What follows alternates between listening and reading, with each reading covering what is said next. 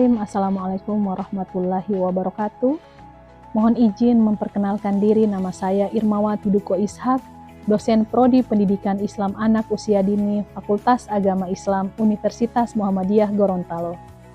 Pada kesempatan ini, saya akan memaparkan salah satu mata kuliah yang saya ampu, yakni Pendidikan Anti Korupsi. Video ini merupakan bentuk pernyataan diri dosen, juga sebagai unjuk kerja dalam Tridharma Perguruan Tinggi pada bidang pengajaran. Selain itu, hal penting dan mendesak dalam pengajaran mata kuliah ini adalah tanggung jawab untuk membentuk karakter anak bangsa sebagai calon-calon pemimpin di masa depan. Sehingga sangat penting bagi saya sebagai pendidik dan pengajar mata kuliah pendidikan anti korupsi untuk memahami esensi mata kuliah pendidikan anti korupsi ini, yakni bukan hanya terletak pada proses transfer of knowledge saja, tetapi juga transfer of value.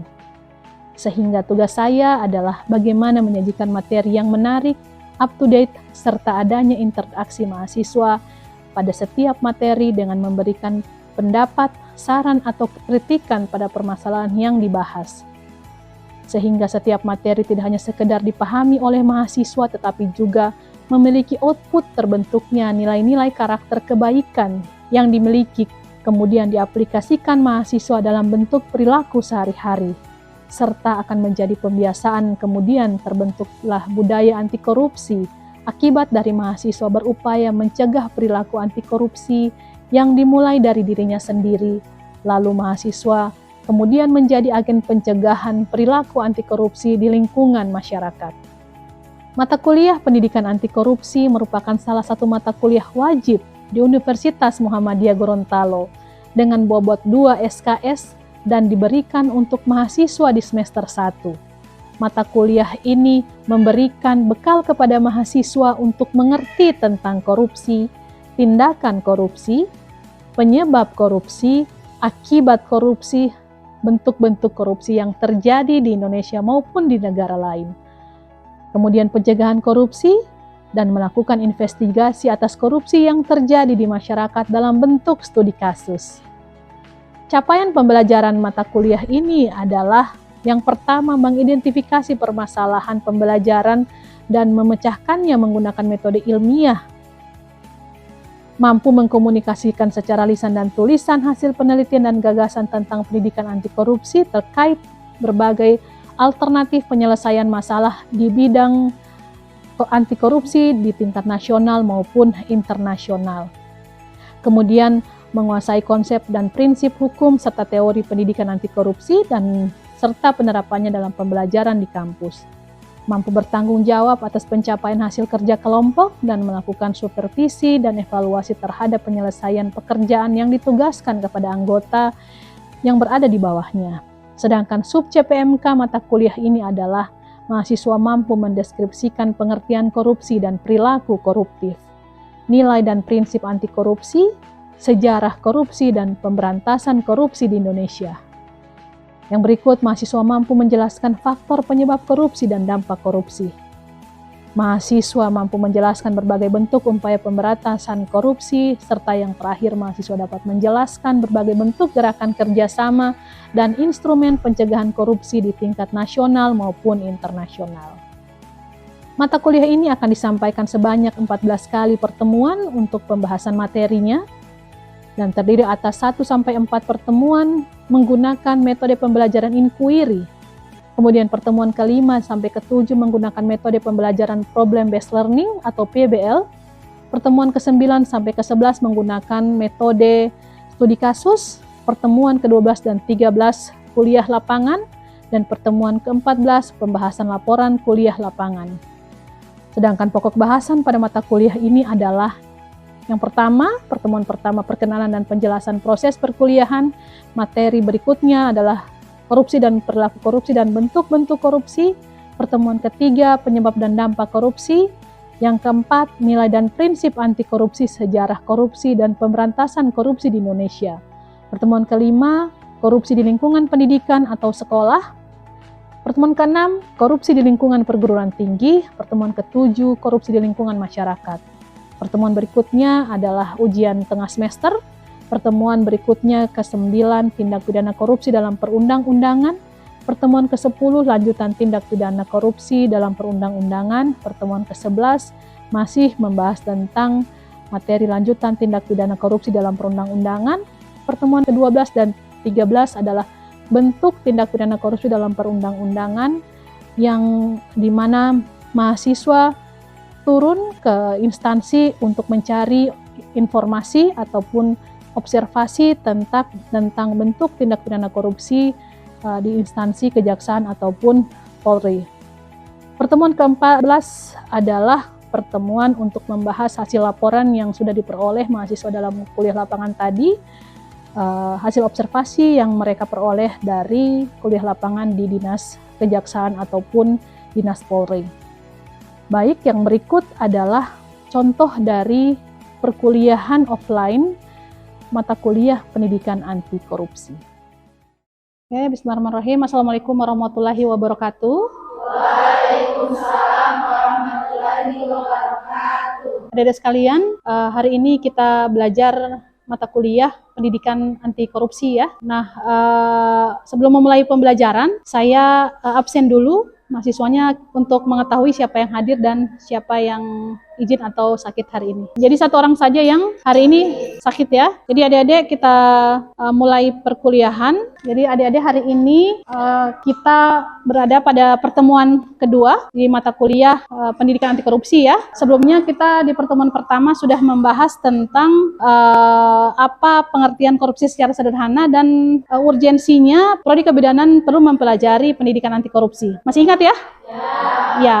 Nah, hari ini kita akan belajar materi tentang apa itu korupsi dan perilaku koruptif. Ya, pada hari ini kita akan mempelajari materi dengan tujuan pembelajarannya. Pertemuan ini mengharapkan mahasiswa untuk mampu memahami dan menjelaskan definisi korupsi dan perilaku koruptif. Kemudian mahasiswa mampu menganalisis perbuatan korupsi dan perilaku koruptif. Serta yang ketiga, mahasiswa mampu mendeskripsikan bentuk-bentuk korupsi. Sekarang kita masuk kepada pengertian korupsi. Nah, korupsi ini mungkin adik-adik kalau mendengar korupsi itu kesannya mungkin pada perbuatan yang sangat skalanya besar yang merugikan pemerintah di perusahaan besar atau di lembaga pemerintah yang besar ya. Nah, kita akan mempelajari bagaimana pendidikan korupsi itu dari berbagai sisi ya. Kemudian di sini dijelaskan bahwa korupsi itu ada beberapa pengertiannya ya. Nah, secara harfiah korupsi itu berarti kebusukan, kemudian keburukan, kebejatan, ketidakjujuran ya. Kemudian menerima penyuapan atau dapat disuap ya. Yang berikut tidak bermoral, penyimpangan dari kesucian. Ya, kemudian perbuatan korupsi itu menyangkut sesuatu yang bersifat dia amoral, yang sifat dan keadaan yang busuk, kemudian bersangkut pautan dengan jabatan instansi dan aparatur pemerintah atau penyelewengan jabatan. Nah, secara sederhana, korupsi itu didefinisikan sebagai penyalahgunaan kekuasaan. Jadi itulah kenapa korupsi itu kita selalu temukan identik dengan pejabat ya. Maka kalau kita menonton berita, kita saksikan di berita nasional, di televisi atau di media internet ya, kita sering menemukan bahwa korupsi itu paling banyak dilakukan oleh pejabat yang punya kekuasaan ya. Kemudian penyalahgunaan kekuasaan oleh pejabat ini untuk kepentingan pribadinya, untuk memperkaya dirinya atau orang lain dan merugikan masyarakat luas ya atau orang banyak. Kemudian dalam berbagai pandangan, para pakar mengasosiasikan korupsi dengan penyalahgunaan jabatan publik. Kenapa disebut dengan penyalahgunaan jabatan publik? Karena memang korupsi ini dampaknya sangat besar kepada masyarakat. Sehingga itulah kenapa korupsi disebut dengan extraordinary crime ya, kejahatan yang luar biasa. Nah, ini kita lihat dari segi secara sekilas terkait pasal ya. Dan untuk pembahasan pasal nanti kita akan bahas setelah pertemuan setelah UTS. Nah, hari ini singkat saja yang berkaitan dengan pengertian korupsi kita bahas dari segi pasalnya. Pada pasal 2 UU PTK PT PK nomor 31 tahun 1999, setiap orang yang secara melawan hukum melakukan perbuatan memperkaya diri sendiri atau orang lain atau suatu korporasi yang dapat merugikan keuangan negara atau perekonomian negara. Nah, yang berikut juga ada peraturan perundang-undangan. Jadi korupsi itu pengertiannya pada pasal 3 di UU PT PK nomor 31 tahun 99, setiap orang yang dengan tujuan bertujuan menguntungkan dirinya sendiri atau orang lain atau suatu korporasi, penyalahgunaan wewenang, kesempatan dan sarana yang padanya karena jabatan atau kedudukan yang dapat merugikan keuangan negara atau perekonomian negara. Pada perspektif moral, korupsi itu merusak moral, ya, sehingga kalau kita lihat memang para perilaku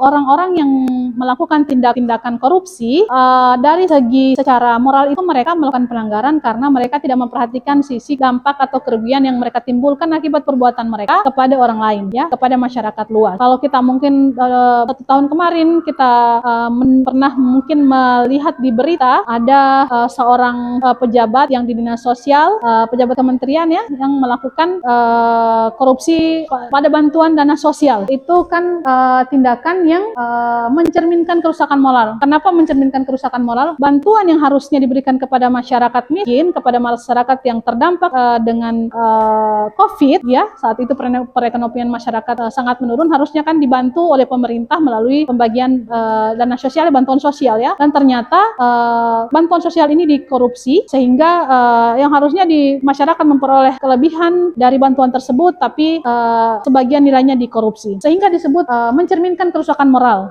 Harusnya masyarakat yang sangat membutuhkan bantuan, tapi malah dikorupsi, ya. Jadi seperti itu. Dari perspektif ekonomi, korupsi itu melakukan pembayaran atau pengeluaran yang mengangkangi aturan hukum yang berlaku. Artinya ada bisa jadi pengurangan pembayaran, ya, atau ada deal-dealan pembayaran, ya. Jadi seperti itu dari sisi perspektif ekonomi. Nah, perilaku koruptif secara sederhana itu berarti kecurangan, ketidakjujuran, ketidakdisiplinan atau perbuatan buruk yang bertentangan dengan peraturan dan kehidupan dalam kehidupan sehari-hari. Seperti itu. Kalau tadi kita berbicara tentang koruptif skalanya pada dinas pemerintahan, ya, atau di lembaga pemerintahan yang biasanya dilakukan oleh pejabat, maka kalau kita masuk tadi tujuan pembelajaran kita adalah kita membahas tentang perilaku koruptif. Inilah pengertian dari perilaku koruptif tadi. Skalanya lebih kepada kehidupan sehari-hari. Maka kalau berbicara tentang korupsi lebih berkaitan dengan pejabat negara atau seseorang yang memegang jabatan penting, ya, di suatu instansi pemerintahan, maka kalau perilaku koruptif itu adalah siapa saja, ya, termasuk kita. Ternyata kita itu punya potensi untuk disebut melakukan perilaku koruptif dari sisi kita ketika melakukan kecurangan, kemudian melakukan ketidakjujuran atau ketidakdisiplinan atau perbuatan buruk yang bertentangan dengan peraturan, ya. Maka kalau adik-adik ketika disepakati jam datangnya di kelas jam 8, kemudian masuknya jam 9, maka ada indikasi melakukan perilaku koruptif. Jadi seperti itu. Dan kemudian melakukan kecurangan. Harusnya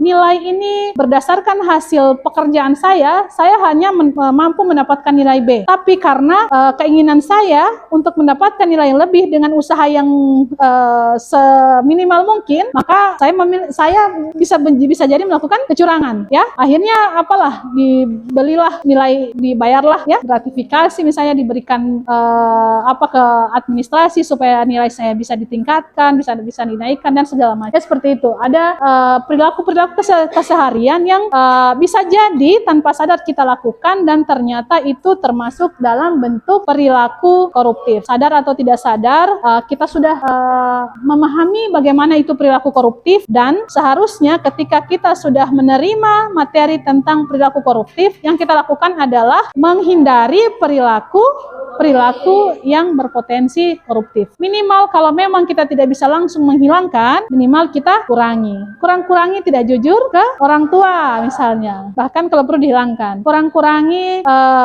berbicara yang tidak benar kepada orang lain. Yang berikut kita masuk kepada materi bentuk-bentuk korupsi. Jadi korupsi itu ada beberapa bentuk yang bisa kita temukan. Yang pertama yakni merugikan keuangan negara, ya. Jadi korupsi itu dia lebih kepada kegiatan yang merugikan negara. Sehingga kalau tadi kita sebutkan di awal bahwa korupsi itu lebih berkaitan dengan pejabat-pejabat negara, ya. Nah, yang berikut melawan hukum untuk memperkaya diri sendiri atau orang lain atau suatu korporasi. Misalnya biasanya seperti itu, ya. Apalagi sekarang media sosial mendorong seseorang itu untuk bergaya hidup lebih supaya tampilan di media sosial lebih dibandingkan orang lain, sehingga orang yang punya keinginan tampil lebih sementara kemampuan kemampuan kehidupannya standar, maka biasanya ada orang-orang yang seperti ini yang akan memaksakan keinginannya supaya tampil lebih sehingga dia ingin memperkaya diri sendiri, atau mungkin melakukan kegiatan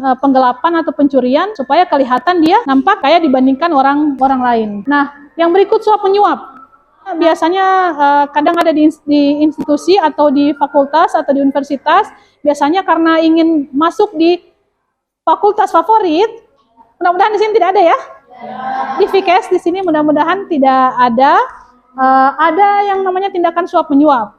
Ada orang tua yang ingin anaknya bisa sekolah di sekolah yang favorit, ya, dengan persaingan yang sangat ketat, tapi karena orang tua punya keinginan anaknya bisa sekolah dengan bagaimana caranya pun ya, anak saya harus lulus di sekolah ini. Sehingga kalau anak saya kemampuannya tidak memenuhi di sekolah ini, maka satu-satunya yang saya lakukan adalah menyuap. Apakah itu dibenarkan atau tidak? Tidak. Karena itu termasuk dari bentuk-bentuk korupsi. Ya, bentuk-bentuk korupsi. Kemudian yang berikut adalah penggelapan dalam jabatan. Ketika kita diamanahi sebuah posisi atau jabatan, maka itu kita punya peluang dan kesempatan untuk melakukan banyak hal ya, baik yang positif maupun negatif.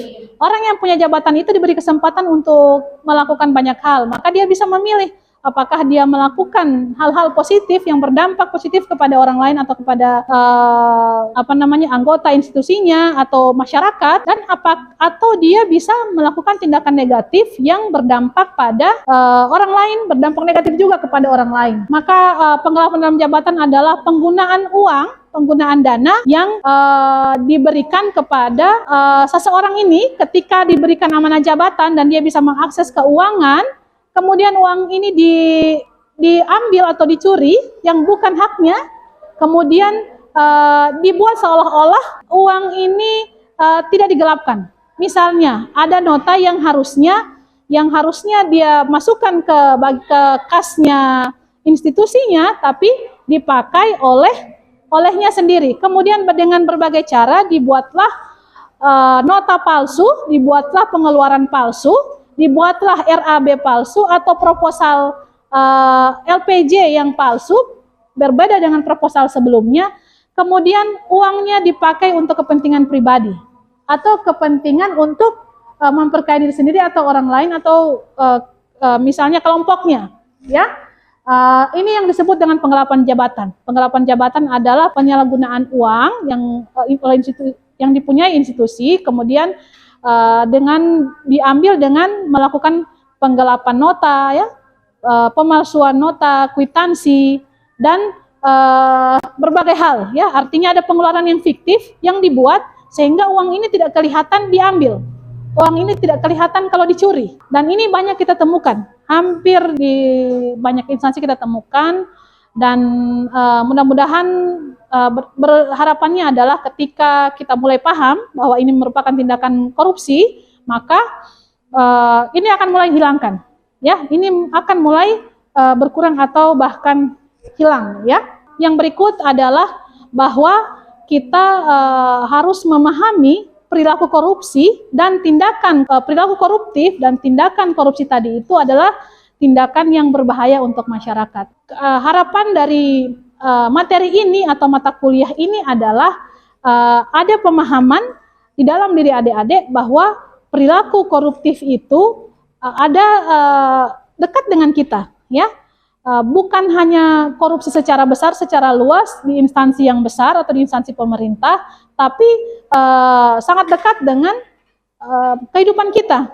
Maka kalau kita tidak mau disebut dengan orang yang berperilaku koruptif, maka seharusnya kita menghindari tindakan yang menjurus kepada koruptif, ya, seperti ketidakdisiplinan, seperti ketidakjujuran, seperti perilaku-perilaku lainnya yang menguntungkan diri kita sendiri dan merugikan orang lain, ya.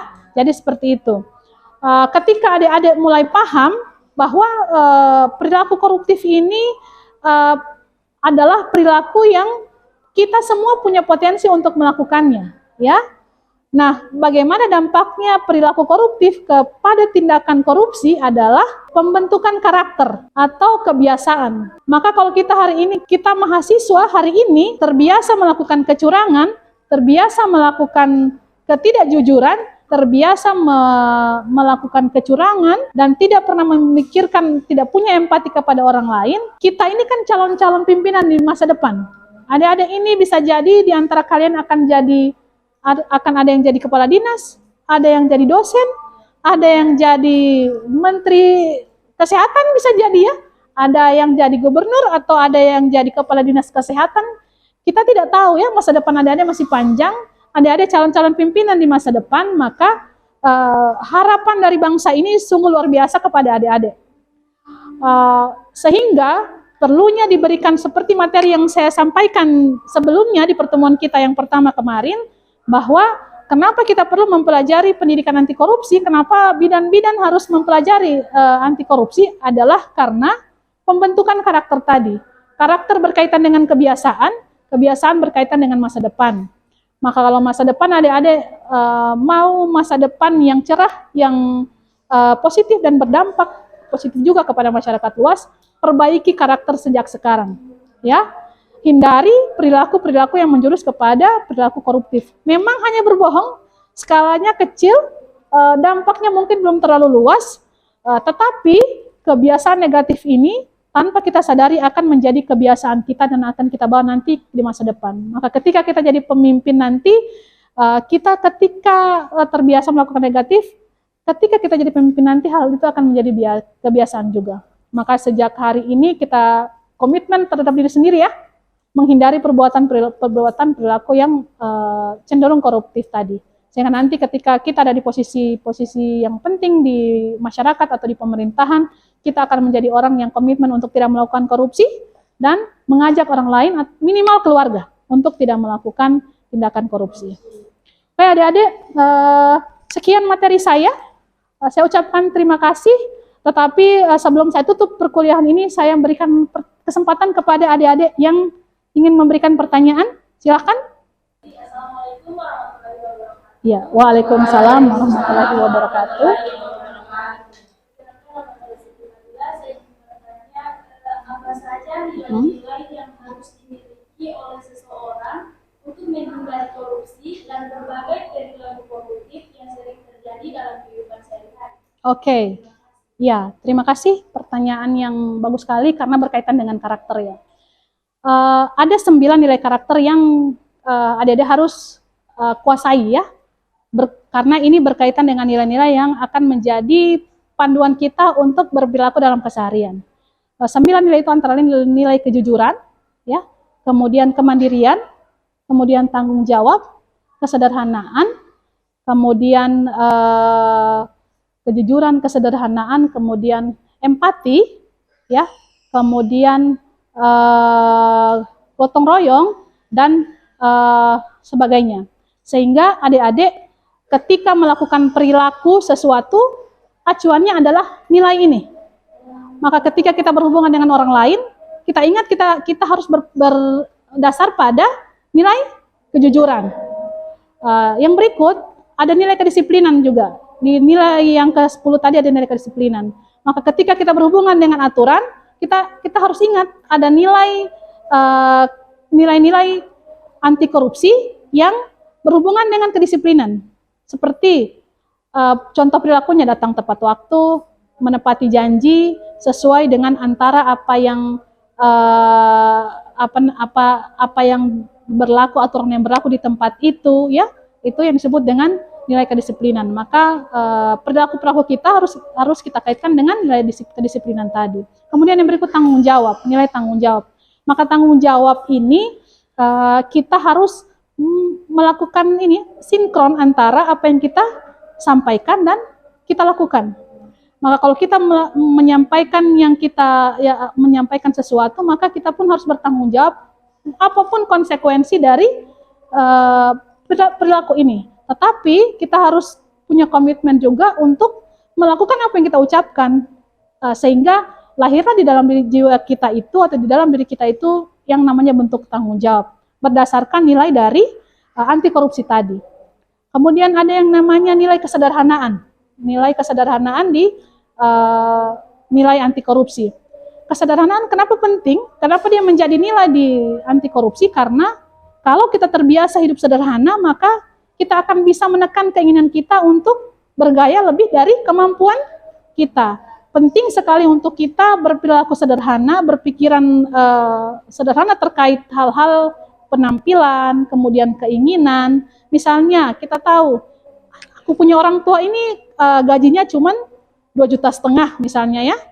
Maka apakah pantas aku minta dibelikan tas seharga 2 juta? Ya, berarti itu melanggar nilai-nilai kesederhanaan tadi. Ya, jadi maka kembalikan ke nilai itu, bahwa kalau kita tidak ingin menjadi seorang yang melakukan tindakan korupsi di masa depan, kita harus pegang nilai ini. Harus punya keinginan untuk hidup sederhana. Jadi seperti itu ya.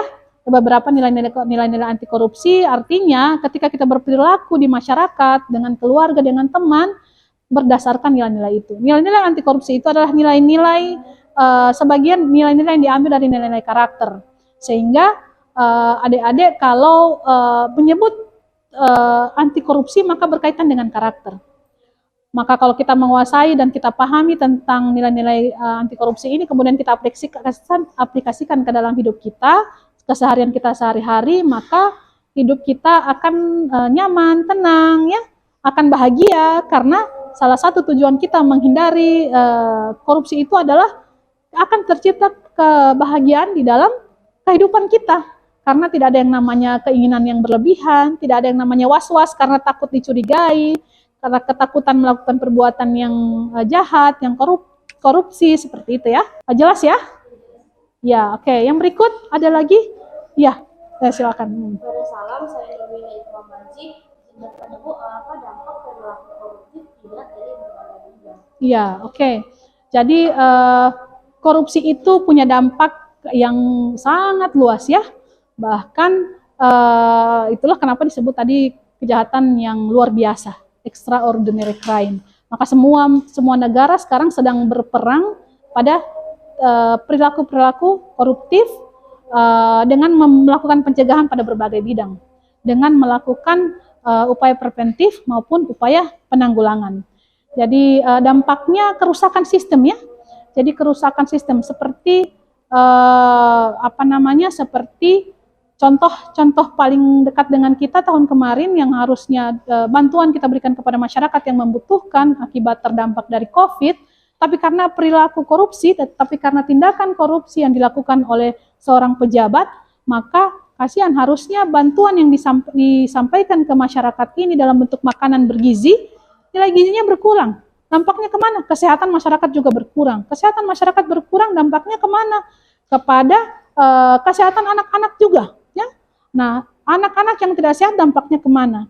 Ke masa depan mereka. Masa depan mereka dampaknya ke pemerintahan. Tidak akan lahir anak-anak yang cerdas, anak-anak yang sehat, padahal hanya karena satu orang yang punya kepentingan pribadi untuk memperkaya dirinya sendiri. Ya, itu salah satu contoh sederhana dari dampak perilaku koruptif. Jadi adik-adik paham ya yang dijelaskan dan pertanyaan-pertanyaan tadi yang sudah diberikan kemudian sudah saya jawab ya, karena waktu kita sudah selesai. Saya pikir menarik ini ya untuk dijelaskan, dan saya berharap adik-adik juga paham dan bisa melaksanakan apa yang materi, kemudian yang materi yang saya sampaikan, kemudian pemahaman yang adik-adik pahami dari materi kita hari ini. Sekian ya materi saya di pertemuan kedua. Insya Allah kita akan bertemu di materi ketiga dengan pembahasan tentang bagaimana mencegah perilaku koruptif